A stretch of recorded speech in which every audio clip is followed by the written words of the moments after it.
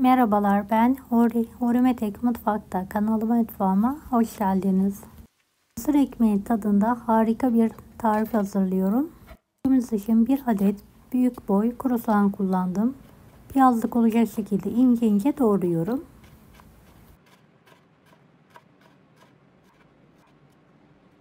Beni hangi ülkeden veya şehirden izliyorsunuz merak ediyorum. Yoruma yazarsanız sevinirim.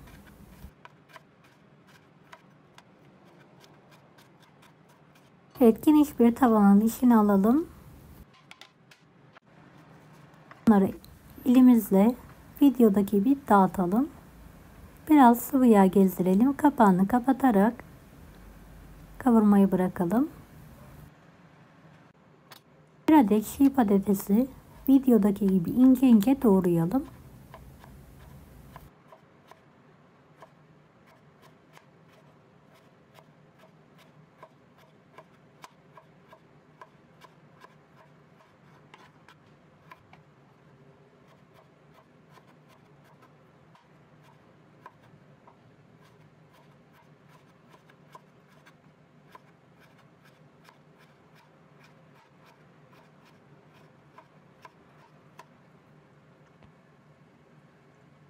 Soğanları ara sıra karıştırmayı unutmayalım.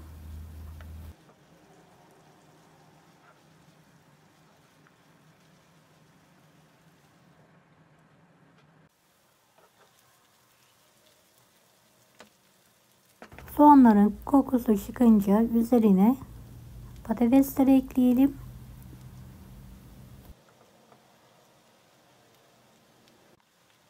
Ve karıştırarak kavurmaya devam edelim.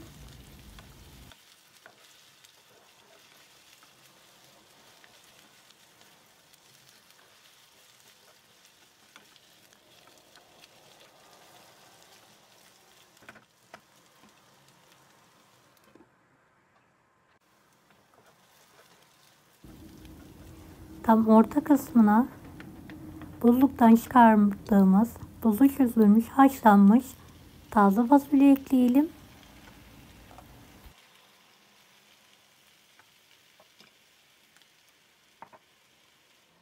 Kapağını kapatarak kavuralım.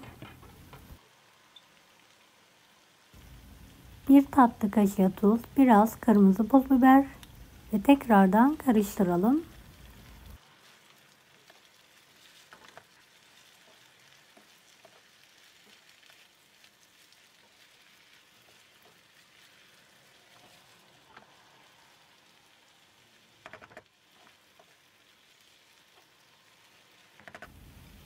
Evet, fasulyelerimiz yumuşayana kadar pişirmeye devam edelim.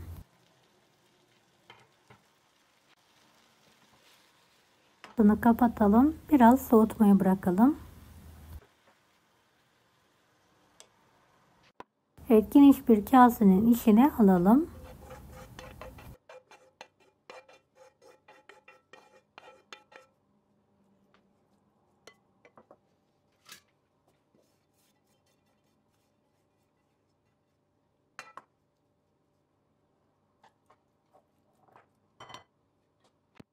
Toplamda 1 su bardağı mısır unu kullandım. Yarım su bardağı un.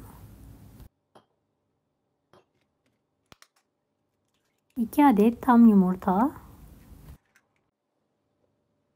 Tatlı kaşığı tuz. Tüm malzemeyi karıştıralım.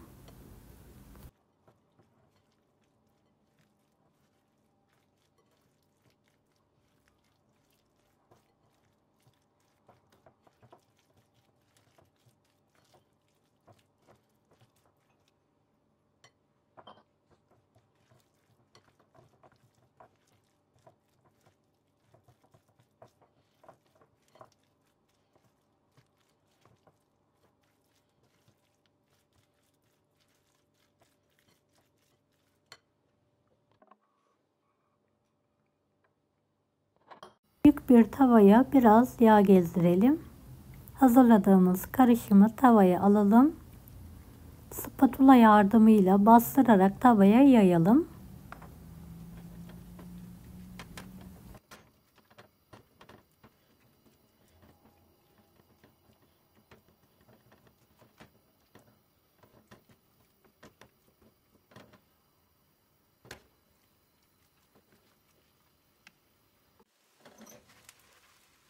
ateşte arkalı önlü olacak şekilde nar gibi kızartalım. Kapak yardımıyla ters çeviriyorum ve diğer tarafı da kızartıyorum.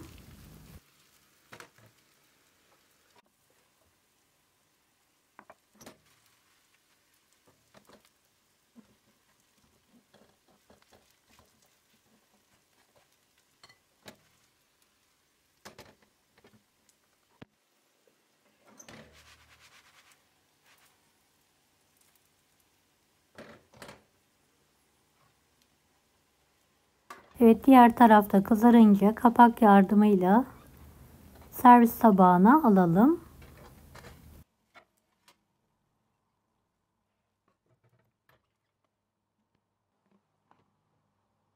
Sıcaklığı çıktıktan sonra dilimlere keselim.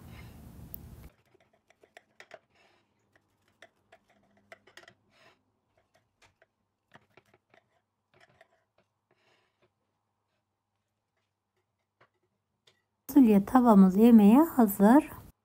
Deneyecek olan herkese şimdiden kolaylıklar dilerim. Kanalıma ücretsiz abone olmayı unutmayın. Bir dahaki videolarda görüşmek üzere. Allah'a emanet olun.